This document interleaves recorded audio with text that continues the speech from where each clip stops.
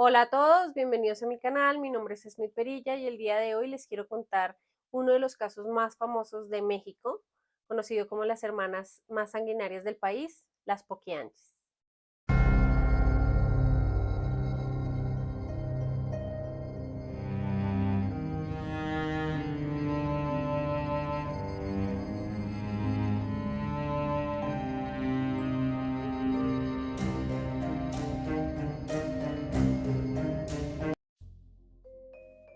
Hoy les cuento la historia de las hermanas Torres Valenzuela, el cual inicia en el año de 1935.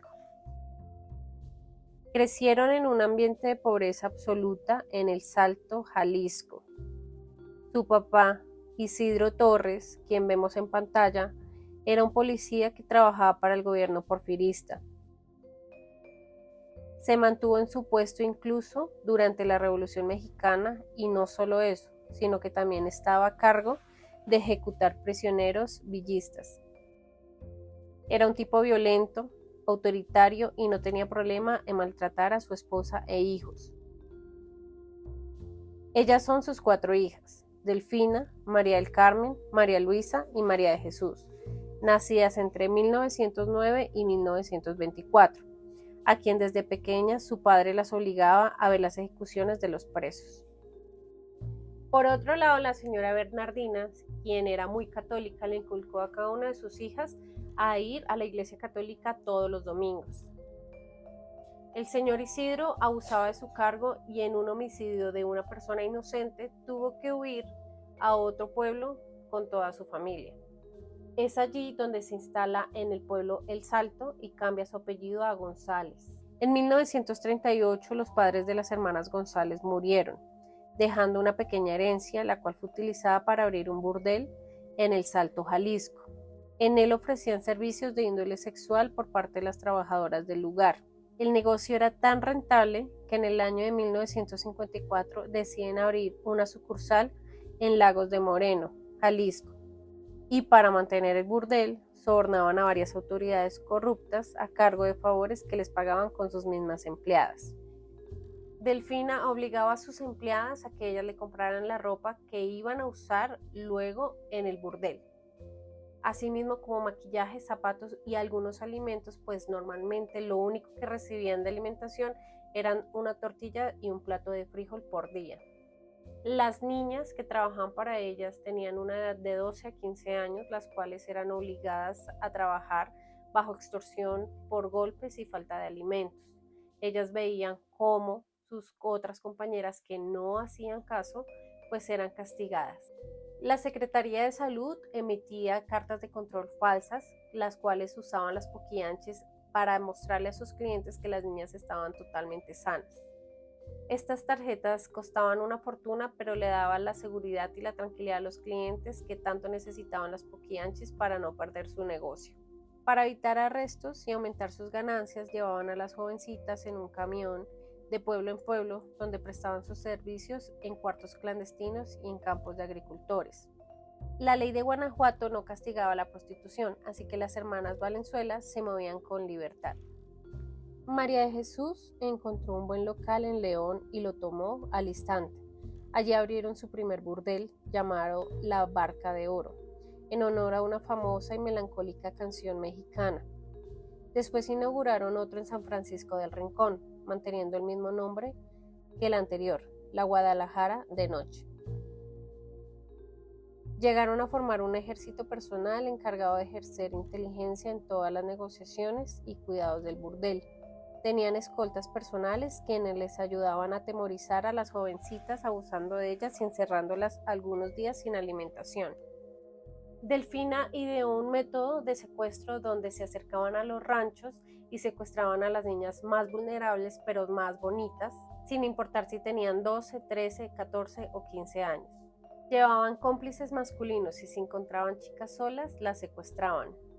Y si estaban con sus padres, que generalmente eran campesinos, los engañaban diciéndole que les iban a dar trabajo como sirvientas en casas de familias adineradas y se las llevaban bajo el consentimiento de estos.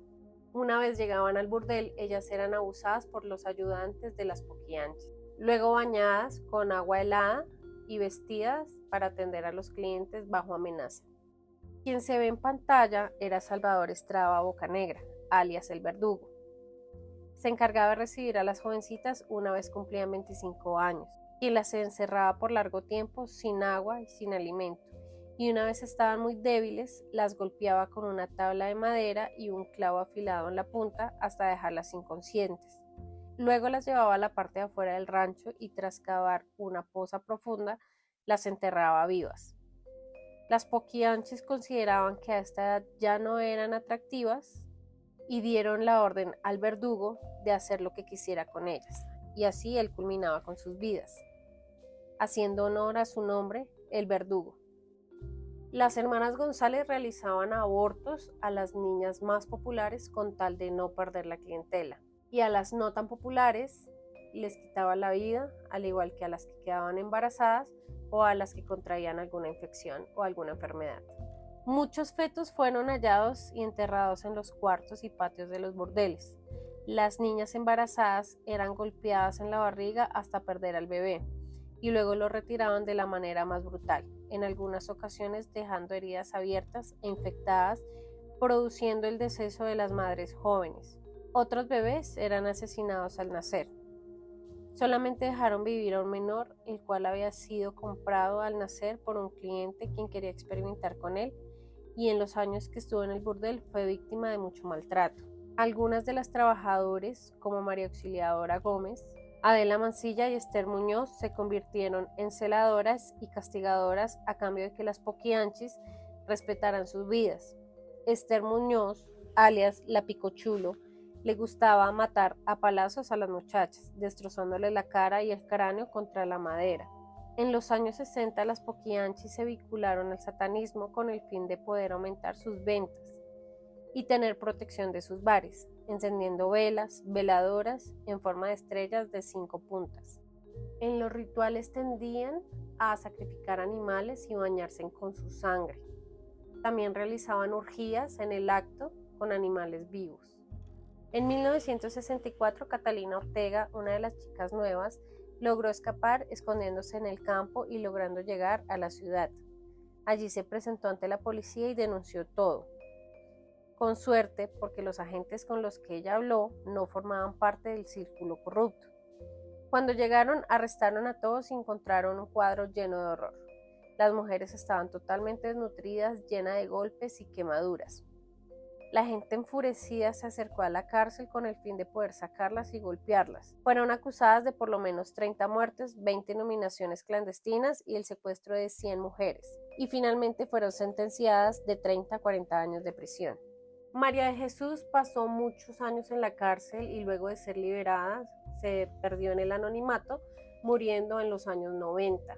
María Luisa se acercó a las autoridades denunciando a su hermana y proclamándose inocente, pero también fue retenida.